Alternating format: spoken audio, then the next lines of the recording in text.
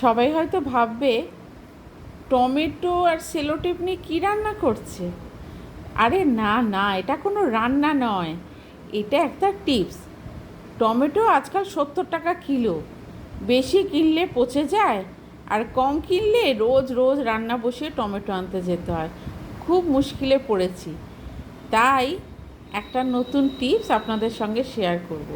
এই যে দেখছেন সেলোটেপ, টমেটোটা আমি সদ্য ফ্রিজ থেকে বের করেছি আপনাদের দেখানোর জন্য। তো টমেটোর এখানে যেই অংশটা আছে, গোল অংশটা, এখানে এটা ভালো করে পরিষ্কার করে নিয়ে এটা সেলোটেপ আমি আগে থেকেই কেটে রেখেছি।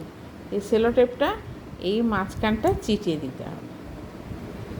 তারপরে আপনি ফ্রিজে রাখুন, প্রায় আপনার 2 সপ্তাহ মতন আরামসে চলে যাবে। তো এইভাবে যদি টমেটো বা আপেল এই ধরনের জিনিস আপনি এইখানটায় আটকে দেন কিছু, তাহলে আপনার জিনিস অনেক দিন ধরে ভালো মতন চলবে। এবং টমেটোটা যখন ইউজ করবেন, এমন সময় হয় না যে অনেক বড় টমেটো আমরা পুরোটা হয়তো দিই না বা দেওয়ার দরকার হয় না, টক হয়ে যায়।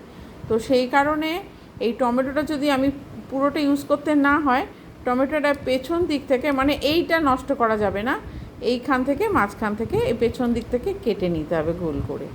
তারপর বাকিটা থাকলেও অ্যাজ ইট ইজ থাকবে।